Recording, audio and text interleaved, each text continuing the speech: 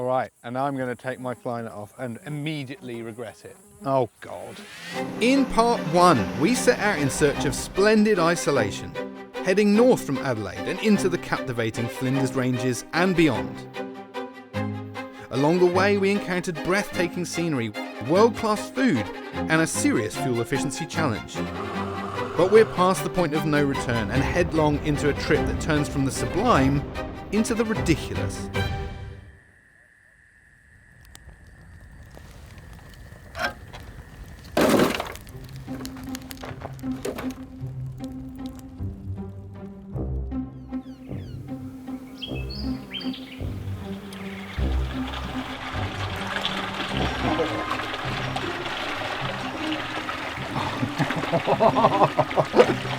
You have no idea how good this is.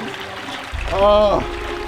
This is Howard Springs, about 3 hours northwest of Arkaroola. And I've talked about oases in this part of the world before, but this one is probably the most literal sense of the word, as you can see. Normally, it's very easy to spot, because out there is a whole wetlands that is fed by this water, which means it's green all year round. And the water is very special.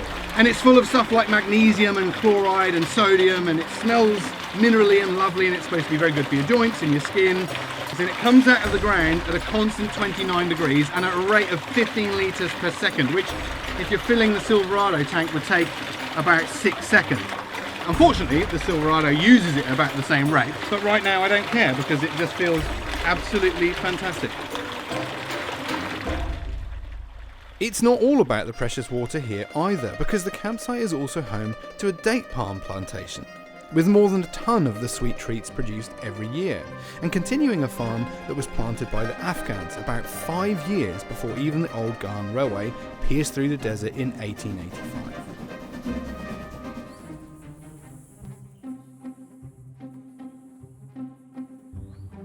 Have you ever had that feeling when you're at the gym and you think you're lifting a really big weight and then someone comes along and starts warming up with your personal best? Well, I've just had the campsite equivalent of that feeling. Well, Nikki, I never thought I'd say driving a Silverado through the desert I would feel inadequate at some point, but that makes me feel very inadequate. I know it's obviously a Ford F350, but tell us a little bit more about it, because that is not a standard one by any means, is it? No, it's definitely not a standard one. So it's a 2023 Ford F350, 6.7 litre turbo diesel power stroke. We are running at 1740 Newton meters, so it's got plenty of power. So hang on, let me just do the maths, roughly. You've got 1,000 more Newton meters than we have in the Silverado. So once again, feeling pretty undergunned. So you're basically fully self-sufficient in just the truck. Correct. But then behind that, we have basically a palace. It's the biggest caravan by a significant margin I've seen since we left Adelaide. Yeah, there's not many triple axle vans around, so in total, end to end with the tow vehicle, we're just over 19 meters long. The thing we really want to know about is what brings you out here. You're a family of 4 plus a cat. Yes. We sold up everything back in Sydney in July last year. We both run our own businesses, living the high stress, high mortgage life. Yeah, we just kind of wanted to get out of the rat race. This is something that we've always wanted to do, travel Australia. So yeah, it just seemed like the perfect time to do it. It was a little scary selling up, but you know, the plan is to perhaps find our new forever home while we're on the road. I'm sure there will be plenty of people watching this thinking, I just want to do that as well. If you had one piece of advice for any family looking at what you're doing and thinking, I want to do that, what would it be for them? Oh, just do it. Just do it. Honestly, take the leap. It is a bit of a scary leap to take, but you just won't regret it. The memories that you make, the fun that you're going to have, there's just nothing else like it. And I haven't met anybody on my travels so far that's regretted it, and 100% we're not either. If you want a towing rig that can make a Silverado look like a toy, specialists like EC Off-Road, which built this monster, can help. Just make sure you've got deep pockets. Leaving Howard Springs, we're back on the road and spearing northwest along the Oodnadatta towards our first stop, William Creek.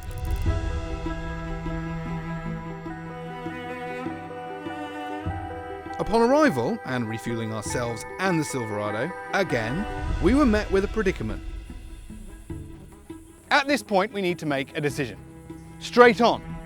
is Marla and the completion of the Oodnadatta Track, about 600 kilometers.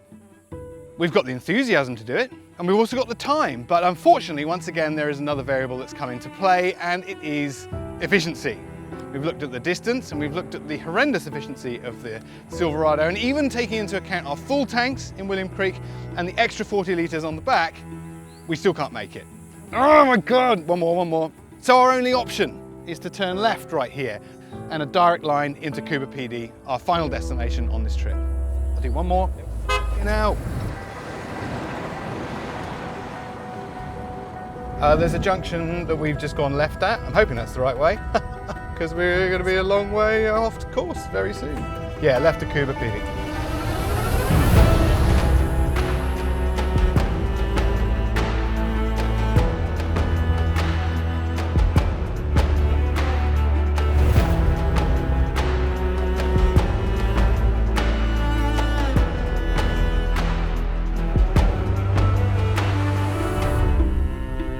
Now the Oodnadatta Track is famous, perhaps infamous, for a number of reasons. For example, here we've just hit some random powdery bull dust kind of sand that feels incredibly slippery, but if you go too slow in places, you'll dry bog. We've also had a lot of rain recently, which means that there's a lot of damage to the track. And in fact, we still have things like this.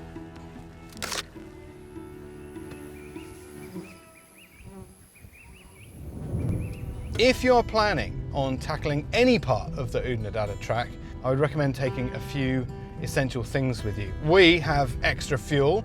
Now, even though we have a bit of a thirst, I would recommend that for anyone heading out, because you never know what's going to happen.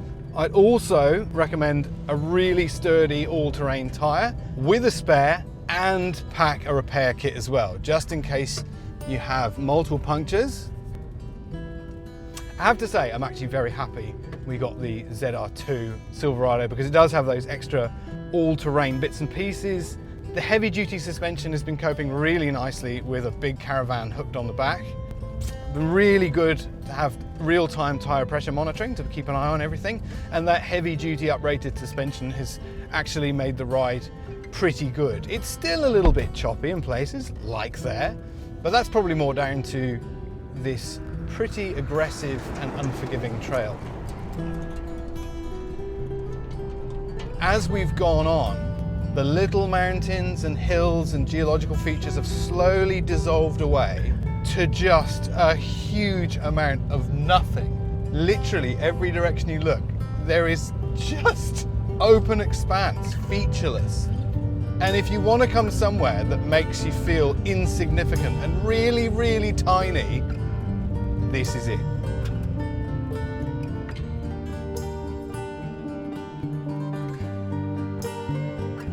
In a landscape defined by endless horizons, change comes slowly. But as we pressed on, countless tiny mounds began to emerge from the desert, heralding our arrival at the final destination on this journey. So this is Coober Pedy. My first time in this town, and already it is shaping up as a very strange place.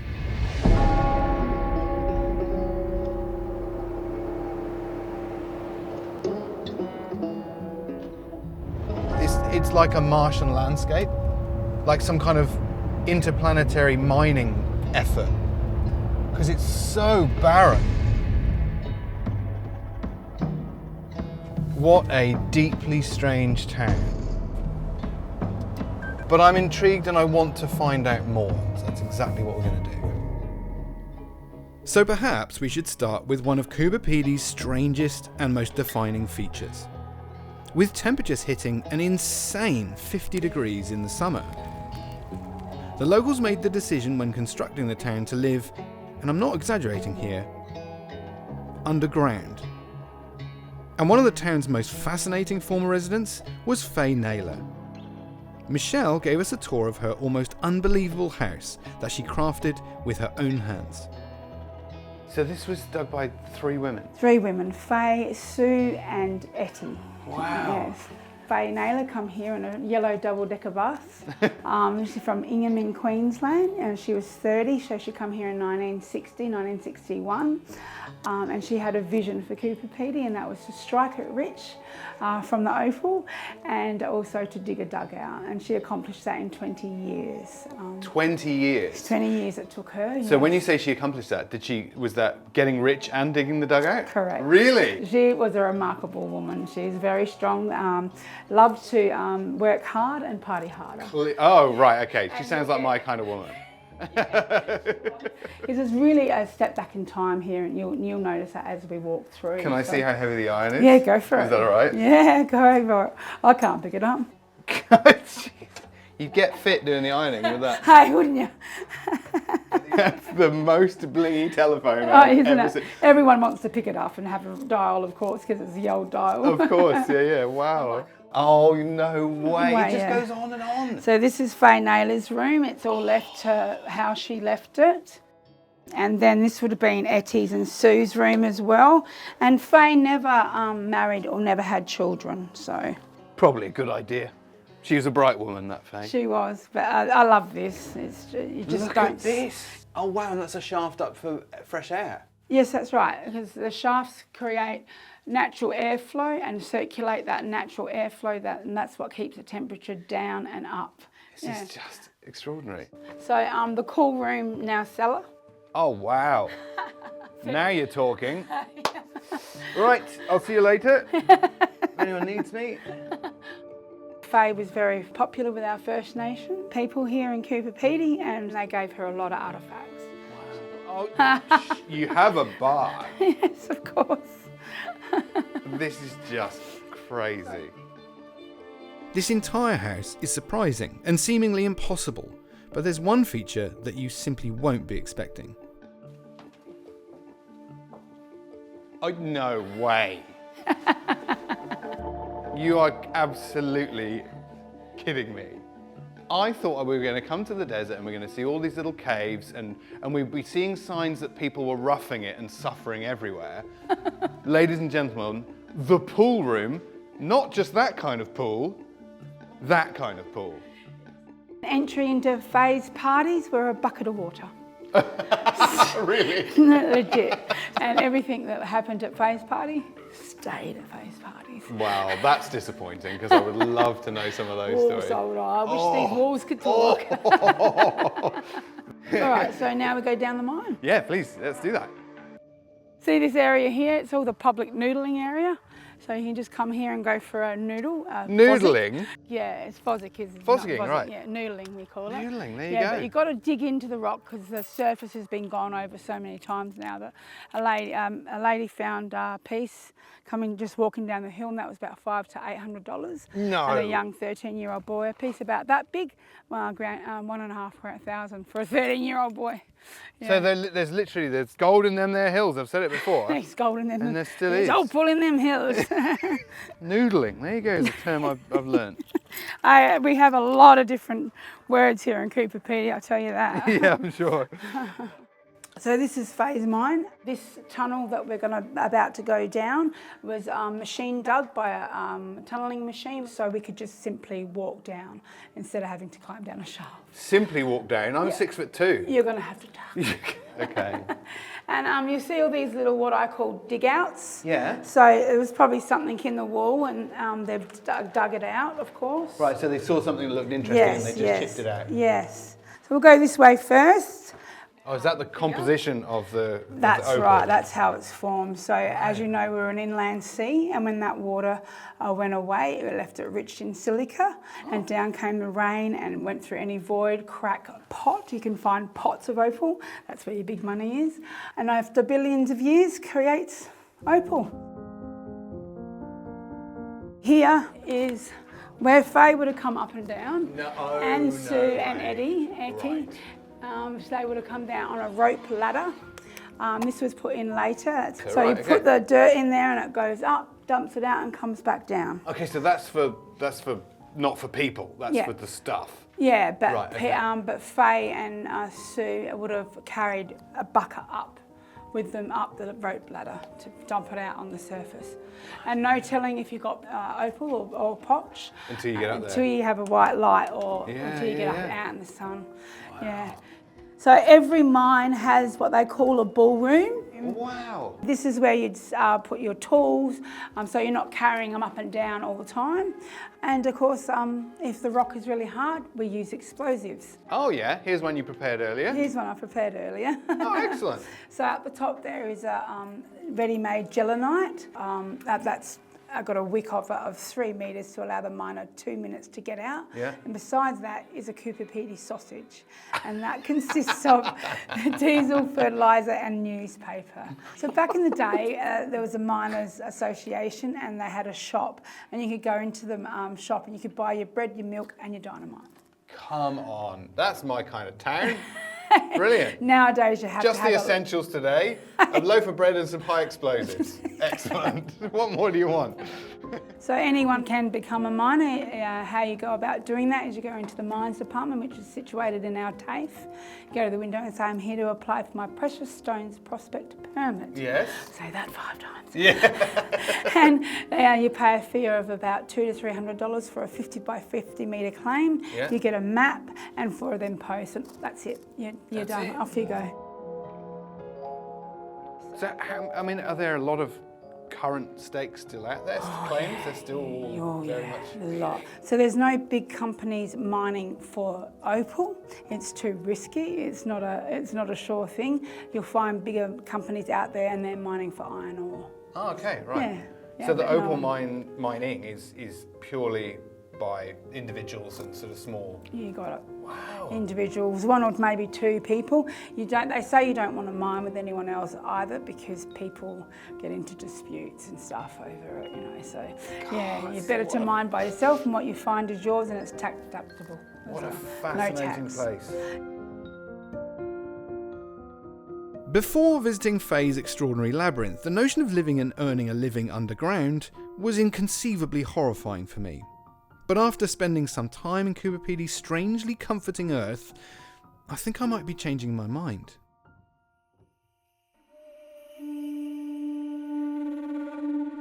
Michelle explained that today's mining ventures are now confined to the huge opal fields outside Coober Pedy's city limits. So we went to have a look. But on the way, there's a place that, in a way, is out of this world. About 20 minutes outside Coober Pedy, you will find this place.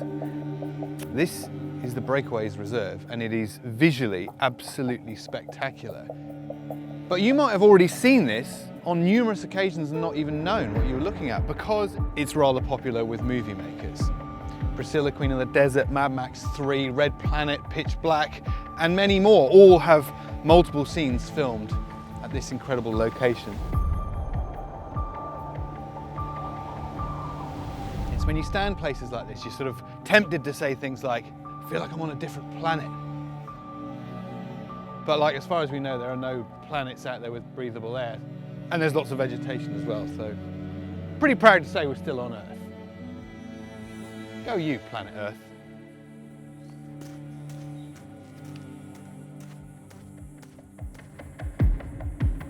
From the vast plains that hide the precious commodity so many flock to find, to another cave. This time, a workshop. So, have you been given warnings about Coober Pedy? No, should we have been? Yeah, well, the first thing is, whatever you do, don't lick the opal. Don't lick the opal. Yeah, that's right. You want to know why? I'd love to know why. The first thing an opal miner does, when he digs that opal out of the wall, he licks it. Yeah. He licks the opal to see the colour. Yeah. But if you lick the opal, you'll catch the opal fever. You will have to move to Coober Pedy. Right. You'll end up looking like me. My holiday was 1994, so don't tell me it doesn't happen. Oh, right. I went back to Adelaide and I said, hello dear, I'd like to move to Coober Pedy and play with opal. She said, you want to do what? And there was a few other choice words thrown in there. Probably can't broadcast, yeah. That's it. Well, we moved up here in 1999 and I went to TAFE and attended an opal cutting course. It was a 9-month course. It taught me everything that you need to know about cutting opal and the opal industry. Trevor has the critical role of turning a lump of glossy rock into the spellbinding gems that Coober Pedy is famous for. Oh, gee, I'm good. Oh, isn't that magic? Incredible. What would you start with typically? What does a good chunk of opal look like when you're just getting started at the early stage? All of these stones came from a piece like that, and you can see the colour in it, but this is still just typical Coober Pedy grey. Okay. Right, but still, nice colour, and that's what it's all about. And it's so on a sort of desirability scale, if someone mined that, would they be pretty happy with that? Or Yes, of course. Because there's size to this, so and you can see there's colour through the side of it. So how I would approach it, I literally just take all the skin off. Yeah. So you remove the stuff you know you're not going to use, so you can then look at the opal. You then make a decision on how you're going to approach it. So basically, I let the opal colour talk to me. Mm-hmm. It's fine. I have medication in the morning, and if that doesn't work, I have red medication in the evening. That normally works. Oh, I use the same medication. You do? Yes, I it's do. Good stuff. Sometimes it's brown bubbly medication. Oh, I see. Yeah. No. This ain't bad, but if you give me a moment, I will find you a piece which is probably more valuable than this. Oh, wow. You see how rich the colour bars are? That's You incredible. see the colour's actually kicking through the skin, and that's good. That's what you want to see. Oh, it's amazing. So this is what the boys really want to find, chunks like this. Yeah. But I don't want to be uncouth, but I mean, everyone will be wondering, what's a piece like that worth? Like, this piece in the rough, it's probably about $5,000 to $10,000. okay, right. So that's a good day for someone. But you look, the colour bars are there. If that was full of that colour, literally full, the whole thing, you're talking about a $40,000, $50,000 piece, and that's before you cut it. Yeah, of course, you add value every step of the way. That's right. That's remarkable. So that's the amazing thing to opal. Some people are very lucky. A friend of mine who was here for 30 years, the very best day he found $50,000 worth of opal one day. The worst year he found $500. In a whole year? In a whole year. Right, so that's how big the swings can be. So if you come here and make a living, then you've done well. Yeah. Same miner. He was at an opal field called Emu. History of beautiful opal, but very patchy. And his claim was one of those claims. He'd find a little bit and then it disappeared. He'll think about leaving and he finds another pocket. It just kept him there. 400 metres away, complete virgin ground. My friend could have pegged that piece of ground anytime he wanted to, or somebody did, put some holes down. It ended up being a multi-million-dollar claim. My friend was that close. That's the gamble of opal mining, but that's also the excitement of opal mining. You just never know. You'll go out there today and you'll probably find big chunks of sandstone, but you could hit that pocket of opal that could be worth 5,000, 20,000, 100,000. You don't know. That is the beauty to this game.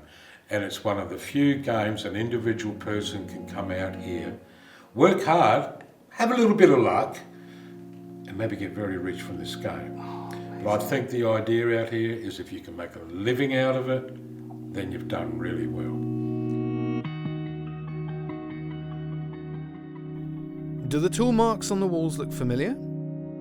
Before we left, Trevor explained that these very caves were the first dug by Faye before she went on to create that amazing home. And it was that incredible woman that ignited tourism in Coober Pedy.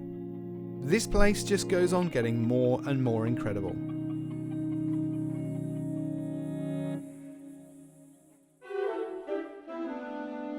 Now I know how what looks like little more than a rock is turned into a stunning gemstone, the icon of Coober Pedy, and the reason this entire town exists. But I still want to find out how those rocks actually arrive on Trevor's workbench in the first place. And that part is even more amazing than the crafting of the gem itself. To explain how nature's glass goes from being entombed in hard desert earth to the workshop, owner of Tom's Opal mine, Paul, took me quite literally to the rock face. Real men can wear pink. Where's yours, Paul? Hey, mate. See this line in the wall? Yeah. Without one of those, you don't find opal. Okay. So when we get down the back, we're going to show you one of these and we'll show you where the Opal makes in front of it. That's the front side. Yeah. That's the back side. Okay. We only work the front side. Oh, right, okay, yeah, yeah. Okay, yeah. So if you look at the picture on the wall here, that's your line. There's your 3 levels. I only like that level. These 2 produce a lot of potch, which is Opal without colour. But you can't see it from the surface. You've got to drill. There's a shaft over in that corner there. And you've got to keep drilling until you find it. And that's it. And it can take a year or 2. But when you do find it, if you find that spot, you're likely to find quite a bit of money. And that's what everyone's here for, isn't it? Yeah, hopefully to retire. I'm now 70, I'm still not retired. Okay. I'm pleased to see you got your safety footwear on there, Paul. Yeah, well, if I have to come down here with safety boots, mate, I shouldn't be down here. Yeah, that's a fair point, I guess. I'm just going to turn the lights out so you can see it a bit better. So every time we relate Opal, we relate it to one of those faults I showed you up the top. Yeah. So here's some Opal here, see? Yeah, right. And that was obviously not enough for you to go any further. This is behind this fault. I said we work in front. Yeah, okay. Just remember, behind the fault is going to be potch. Okay, gotcha. I didn't say you can't get colour, Yeah. but basically it's going to be potch. Right. However, if I drilled this, I'm close to something. Yep. So when you do shine an Opal, you can see it's Opal. See how it goes green? Oh, so it does actually glow? Yeah, it glows. Wow. Here's the fault. Ah, okay. See here? Yes. Now it's running across this way, so Yeah. we're talking I see. an angle Yeah. like this, yes. Yeah. So there's obviously a massive strategy to it when you're looking for the good stuff. You need to know. It's easy for me to come down here, I can see the picture. Yeah, But when you're talking from this big, it's not so easy. of course, yeah. But you're very secretive when you first find it because you don't want to be pegged in. So you keep it quiet until you've got enough claims pegged and then you'll open your mouth. So in terms of, there is a community. You feel like you Oh are. yeah, Yeah, definitely, okay. yeah. A lot of new ones now, which is good. Yeah. And there's some young ones out there with fire in them. It's good. It's really good. I like it because that was me. Sure, I was yeah. 24 when I came. And that's why you're happy to help yeah, these you guys, see them 'cause- come in, you go, mate, you've got no idea what you've got in front of you. It's either going to be happiness or there's going to be a few sad moments, you know. But that's how it goes. If you find that big one early in the piece, it's good. Yeah. This is our tunnel machine. Oh yeah. Oh right. Okay. It's electric. Yep. Okay. Right. So we use 3-phase power. but, And someone sits on it and to use yeah, it. you just sit up and use your controls. That's So it. what would the environment be like when you're trying to cut with one of these? Is it noisy, dusty, hot? The noise is there, but we can Yeah. do that with earmuffs. The dust, no, because don't forget that's pipe there goes all the way to the front of the machine. Gotcha. Okay. So the wind goes this way. Yeah, I see. Yeah. The downside is those your partner. If he farts, you're going to wear it. Okay. I'd probably go that rather than a lungful of Opal dust. Bullshit. No, mate, I don't believe that. All right. Okay. I'll show you your blower. Yep. This would be my blower right down to the T, and this is exactly how I worked in 1980. I used to start my blower with 2 pieces of wire. Yeah. Oh. That's a... This one here turns it off. This one here, accelerator. What's hard about it, eh? And that one opens and shuts the hopper. So you can do everything. Everything up there is remote control. Well, from down here. For you, yeah, yeah. Not remote. Well, no one has to be up there to do it. Rope control. Yeah, I can see it's drawing in already. It's only idling.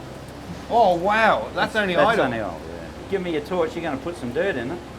All right. Not going to get me just working, idle. mate. I'm the tour guide, I don't do that stuff. You ready? Okay.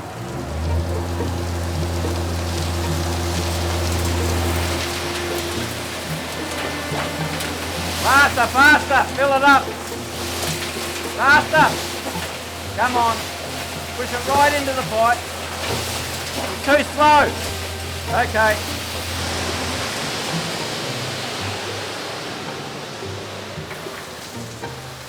Now put this foot in first. Just go like right in. Go like that. Now take it out. Put the other one in. Oh, amazing.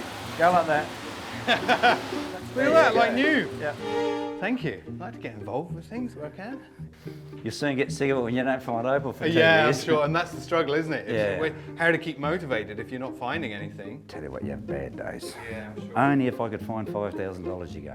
That would solve my problems, and it doesn't happen. I had me bloody mics on me one day. I was forgetting who it was. Might have been with Mel Gibson. I'm not sure who it was with. Did you have Mel Gibson down here? Yeah, and Tina Turner. Not here, in town. So anyhow, Mel's great, mate. I bloody was at Porky's. That's the strip joint. Oh. And we're sitting on the back, he's just talking normal, just like you, just like you and me. He's brilliant. He's a lovely bloke. What a legend. I was here for about 2 years and I split up with my missus. And I went to Adelaide for 7 months and I come back. Still haven't found any decent Opal, right? And honestly, mate, I was here 1 week. A bloke says, "Hey, Paul, I drilled a bit of Opal today. You want to come and work with me?" I said, "Yeah, okay, mate, I need a break, you know." Anyhow, we found 100,000 in a week. Now that's in 1982, mate. Oh, wow, okay. That was 30,000 my share. And you know how much money that was back then? A wage was not even that, not even close. And it was all those grey $100 notes, mate. Oh, I had a bowl. I'm sensing this from everyone we talk to about this. It has to be about more than the money, doesn't it? There's no words for it when you find it. Yeah. Just no words. It's just like, there it is, and you go, "Oh, where have you been all my life?" Amazing. And then when you do it several times, each time you go, "You beauty." Yeah. That's it. Yeah. And then you get to the point where you can't swing the pick because you're old like me, and you go, "Oh, well, forget the Opal. We'll grab the tourist."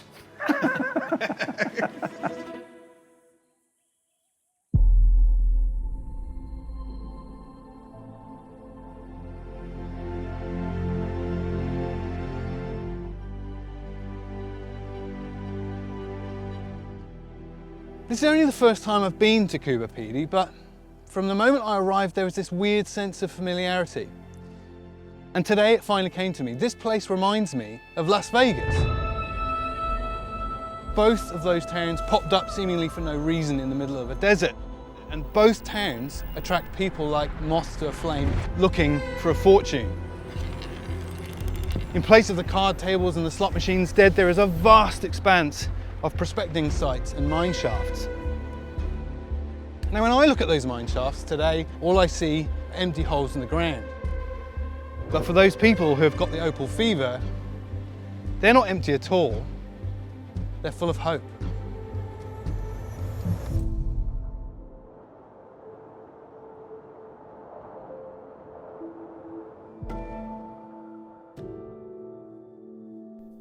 The next day we had time to reflect on all the incredible twists and turns the desert had thrown into this journey, from our expectations and how South Australia's wilderness had met them, to the unexpected and all the wonderful surprises that we'd encountered.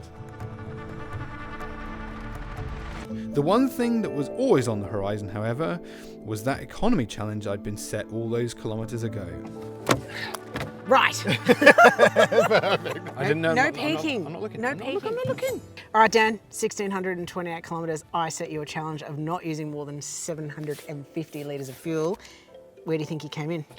I think I did it because I was trying so hard to drive efficiently. I wasn't accelerating hard away from standing starts. I wasn't using the cruise control because I could control the gears and the revs much better. I was finding ways to bring the revs down. And so, if I didn't do it, there's nothing more I could do.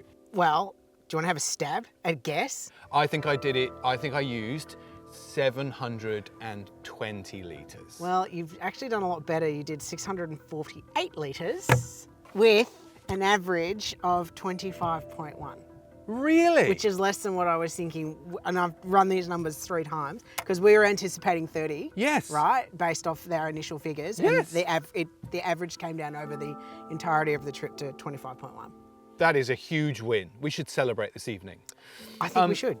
There are 2 things that we need to address here. People are cancelling their trips to Outback South Australia, all over Australia, for 2 main reasons. One is the cost. They're worried about the extra cost of fuel. And this is the one we need to address. So tell me what the difference was between pre-oil crisis fuel costs. So if we've used 600 and something litres, Yep. What's the difference between pre and during oil crisis? So I've based this on averages. Yeah. So I'm going on, so we've averaged $3 a litre. Yes. Some's been less, some's been now. more. For now, I'm averaging on $2 a litre pre-fuel crisis. Right. Just looking at data online. So I've done $2 or $3. The difference is $648. Right, okay. So this is the message, right? If you are cancelling your trip because of fuel cost, all it will cost you in a 6.2 litre naturally aspirated petrol V8 towing a 3-ton caravan, it's only going to cost you an extra $650 odd to do a week's travelling across Outback South Australia.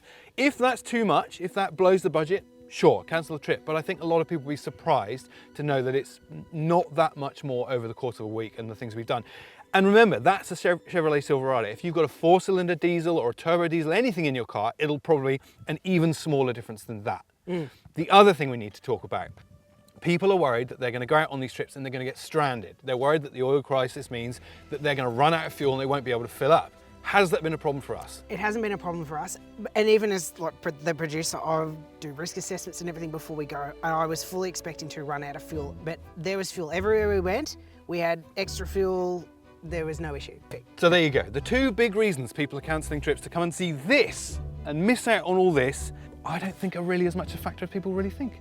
Correct. But still pack extra fuel. Yes, I would absolutely still pack jerry cans. Let's have dinner and a beer. Well done. Yep. Well done, Dad. Nice one. Where are those cows? I'm making steak.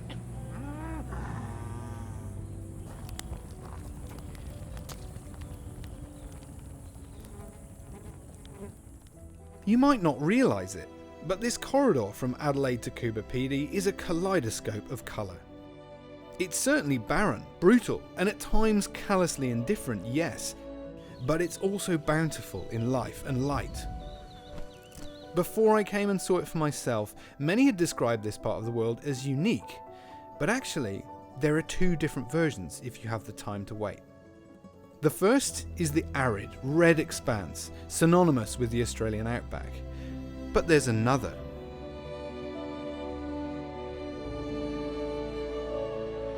This has been an amazing journey of discovery, from the most massive geological feature to the tiniest little natural treasure.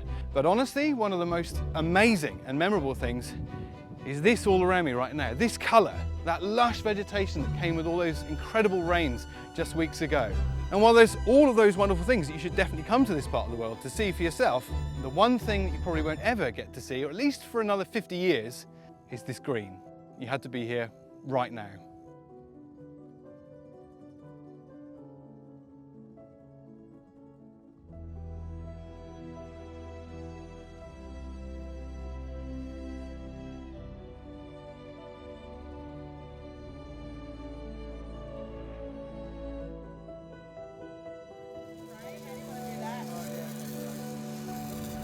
Anyone who knows me knows my love of 2-minute noodles, and here we have 2-minute noodlers.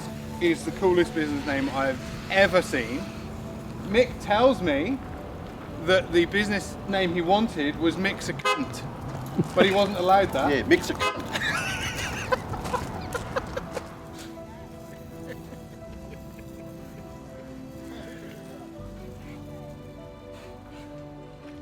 Australia is a playground for the adventurous, and if you're as footloose as we are and want to see more unique road trips around this incredible continent, have a look at some of our previous Out There Odysseys, and hit subscribe so you won't miss the next one.